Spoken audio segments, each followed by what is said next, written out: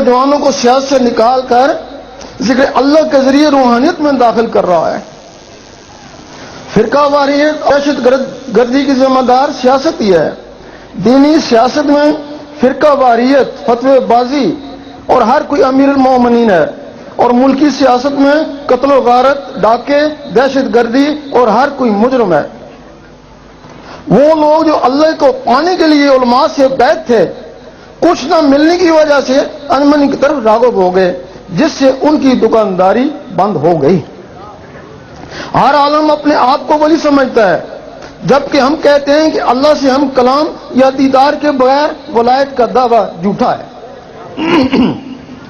عالم کہتا ہے کہ جب تک کوئی مسجد میں نماز نہ پڑھے ولی نہیں ہو سکتا۔ طریقت کہتی ہے جب تک کوئی عرش مولا میں جا کر نماز نہ پڑھے ولی نہیں ہو سکتا۔ اللہ، ہمارے نزدیک نماز کا منکر کافر ہے، لیکن کوئی گھر میں، کوئی مسجد میں، کوئی خانہ کعبہ میں اور کوئی عرش مولا کر نماز پڑھتا ہے۔ یہ اپنی اپنی پہنچ اور توفیق خداوندی ہے۔ عالم ربانی دین کے وارث ہیں، ان کی توہین دین اسلام کی توہین ہے، اور ان کی عزت ہر مسلمان پر فرض ہے، کیونکہ وہ بنی اسرائیل کے نبیوں کی مانند ہیں۔ لیکن یہ پیشہ ور عالم سو مذہب اسلام میں ایک فتنہ ہے۔ 72 فرقوں کے ذمہ دار اور مسلمانوں کو آپس میں لڑانے کے ماہر ہیں، بلکہ اب تو حکومتی کاموں میں بھی دخل دے کر ملک کے لیے بھی مصیبت بن گئے۔ حکومت بھی ان سے پریشان ہے، یہ جس کے پیچھے پڑ جاتے ہیں اسے چکا کر ہی چھوڑتے ہیں۔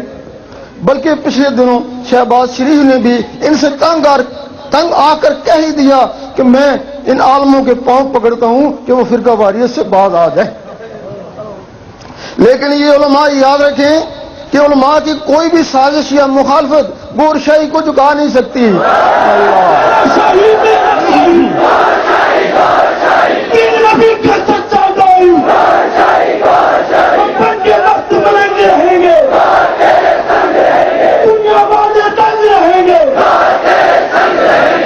اگر انجمن کے ساتھی متحد رہے تو یقین کریں کہ یہ سازشی عناصر ایک دن منہ چھپا کر گھوما کریں گے۔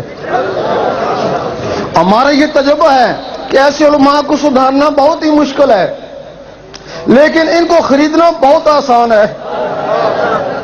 لیکن خریدے ہوئے مال پر اعتبار بھی نہیں ہوتا، جدھر زیادہ ادھر ان کا ارادہ ہو جاتا ہے۔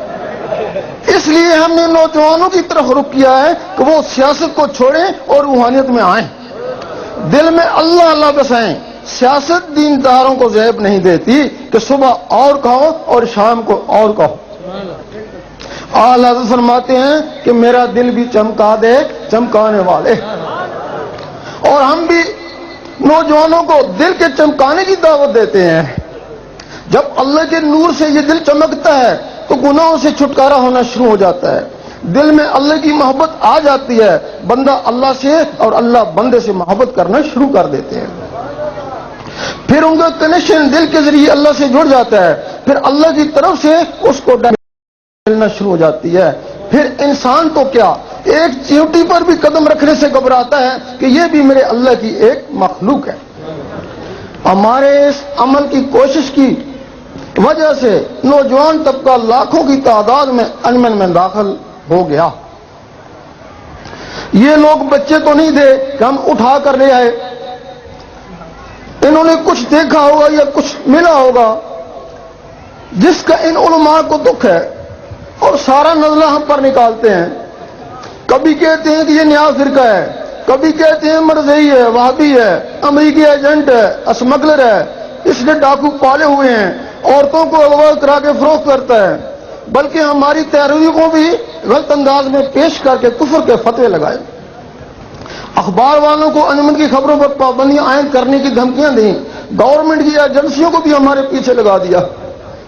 لیکن ہم کھل کر کہتے ہیں، بلکہ کئی بار ان لوگوں سے مناظرے کا چیلنج بھی کر چکے ہیں کہ ہمارا عقیدہ ولیوں والا ہے، اگر یہ اسلام کے خلاف ہو یا حدیث، قرآن اور ولیوں کی کتابوں سے ثبوت مہیا نہ کر سکیں تو ہم مجرم ہیں۔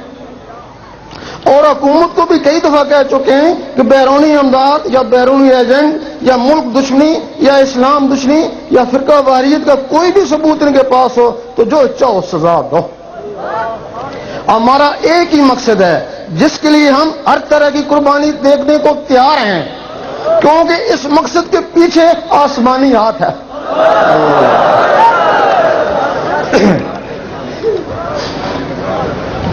اللہ تعالیٰ نے فرمایا کہ مجھ سے محبت کرنے والی روحیں اس دنیا میں موجود ہیں، کچھ مسلم میں، کچھ سکھوں میں، کچھ ہندوؤں میں اور کچھ غیر مذاہب میں، کچھ افریقہ میں، کچھ امریکہ میں اور کچھ باقی ممالک میں بے چین بے تاب تڑپ رہی ہیں.